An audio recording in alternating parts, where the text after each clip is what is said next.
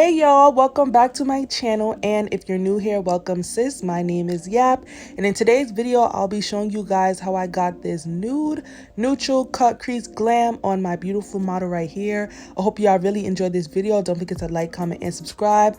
Follow me on Instagram at YapThamUA and on Snapchat at YapYap16, and we're gonna hop right into it.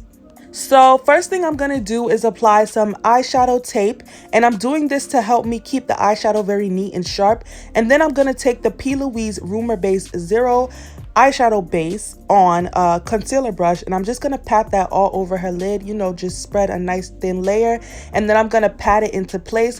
When you're working with eyeshadow primers, make sure not to put on too much, but put on a good enough amount that the eyeshadows have something to stick to, because if you put on too much primer, your eyeshadows will be very patchy, and we don't want that. So now I'm just blending out the primer and patting it into place, making sure that the base is really smooth, because a smooth base will ensure that you have smooth blended eyeshadows.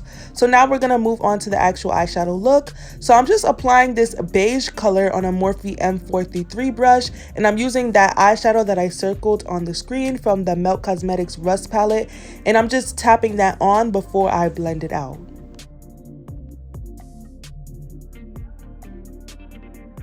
Now, if you have struggles blending out eyeshadows and like knowing what eyeshadow brushes to use, how to get them very pigmented, how to properly blend them, how to get, you know, the highest color payoff, I'll leave a link in my description box to a very in-depth tutorial I have on my channel for that. So check out my description if you're interested.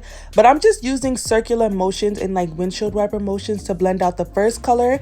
And now we're going to dive into the second color, and I'm using the same palette and I'm using the same brush actually. I tend to do that because I feel like it blends the eyeshadows better. But I'm just applying that in the crease, adding a little more depth and dimension.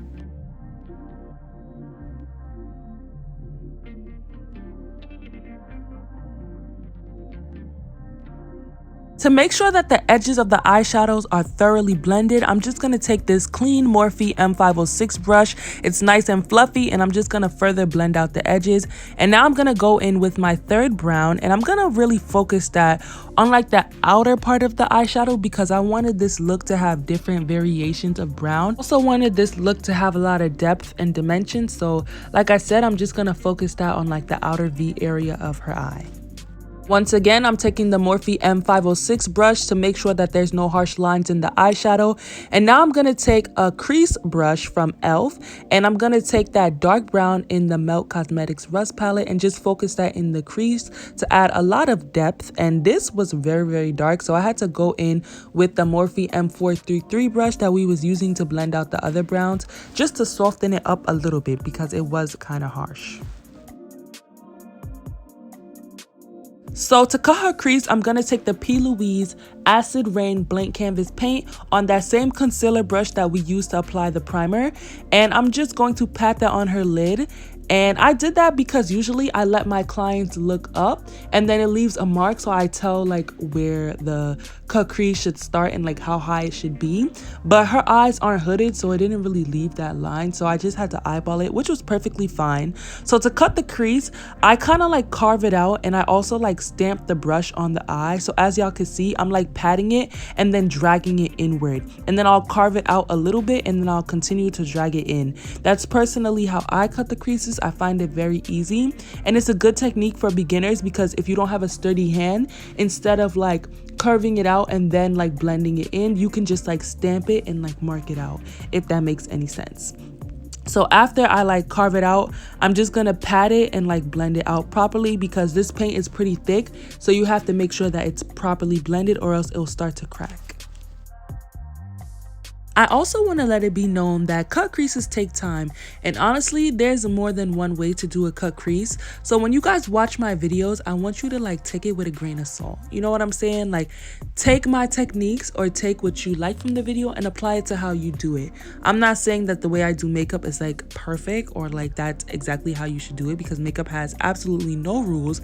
But you know, just do whatever you feel comfortable, and if you like what I'm doing, then hey, that is exactly why I'm here.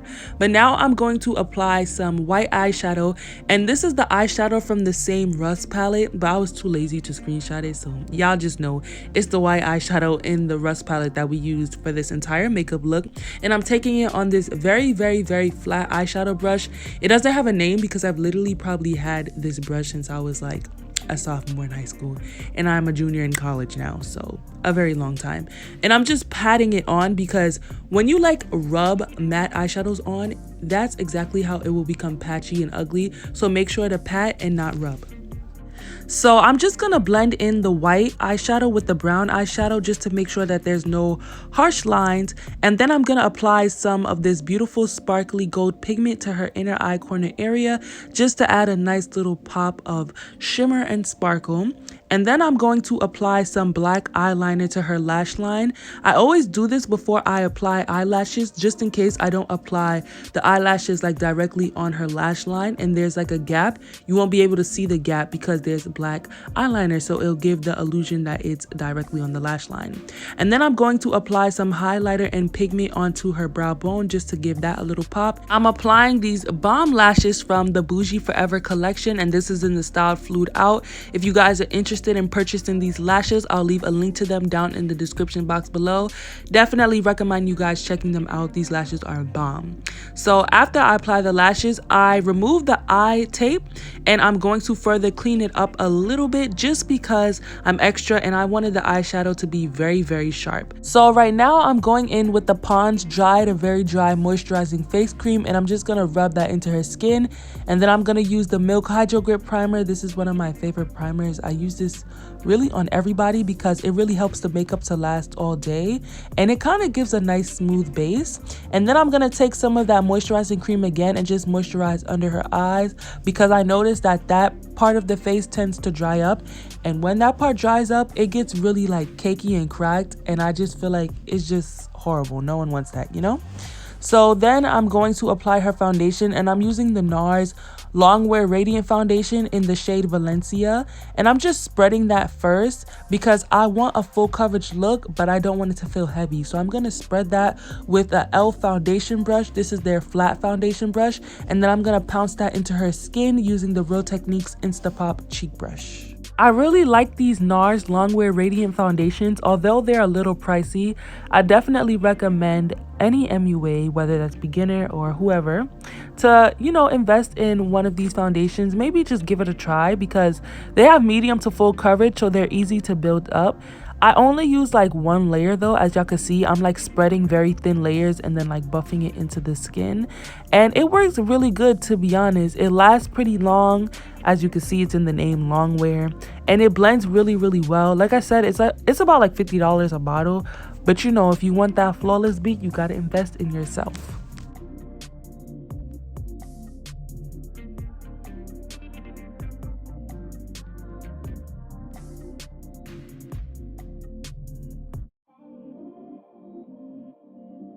So now I'm going to highlight, and I'm going to use the Tarte Shape Tape Concealer in the color Tan, and I'm going to use a paintbrush that I got from Michael's actually just to spread a thin layer of this concealer. I wasn't trying to use her exact skin tone. I accidentally like picked this one up and it just so happened to be her exact skin tone, but it was no worries because I'm just gonna go in with another lighter concealer, and I believe I'm gonna use the Kevyn Aucoin concealer, and this is in the shade SX1. It's their skin enhancers, and I'm just gonna go over that. And although I'm using like many different concealers, I'm using very light layers, so it doesn't feel heavy at all, like at all. And it gives a full coverage finish when you like apply the product with a brush first and like you spread it out and then you blend it in. So it kind of worked in my favor, to be honest. It was full coverage and lightweight. And now I'm going to use another concealer, like I said, because the highlighted part wasn't like light enough to my liking. And this is the color Light Sand from the Tarte Shape Tape as well, using the paintbrush again just to spread the thin layers. So while the concealer is sitting there getting tacky, I'm going to go ahead and contour her face. And I'm using the Maybelline Superstay Foundation Sticks, and this is in the shade Warm Coconut. And I'm just putting that in the areas I kind of want to like bronze and contour. This isn't like a cool tone. foundation stick, because that's typically like the type of foundation sticks or products that I'd use to contour. I'm not really trying to contour too much. I'm actually trying to like bronze, so that's why it's a little more like warm and orangey instead of like cool tone. She doesn't really need like contour, to be honest, but I definitely wanted to add just a little bit just to complete the look. So I put that in all the places that I would typically contour, and I'm blending it out with the same brush that I used to blend out her foundation.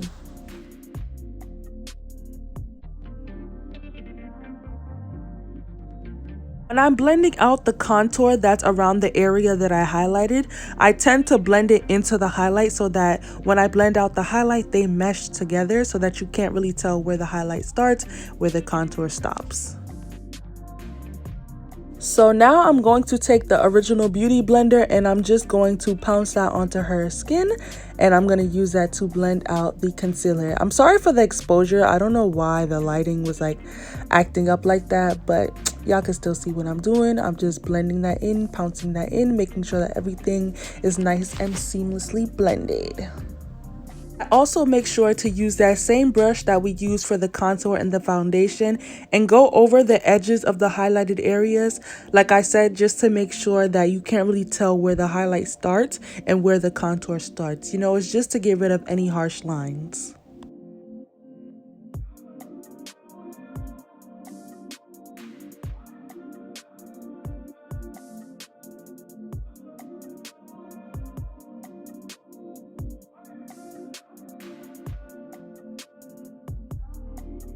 To set her face, I'm using the SACHA Cosmetics Light Buttercup Setting Powder, and I'm taking a flat eyeshadow brush and just applying the powder first to the places that crease the fastest, or that's kind of hard to get to. So that's kind of like in the crevices of her nose and under her eyes, and also on the bridge of her nose as well.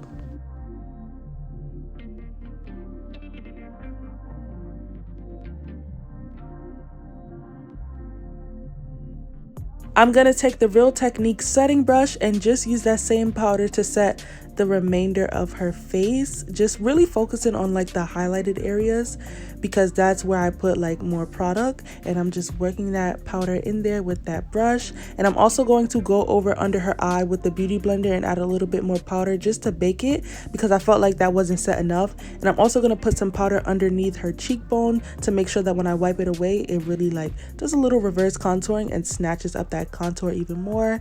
And then I'm going to set the contoured / bronze areas with the light to medium contouring palette from Black Radiance, and I believe I used the Sculpt shade, and this is a small powder brush from BH Cosmetics, and I'm just making sure to set the contour and bronze up her face just a little bit. And now I'm going to dust away some of that powder.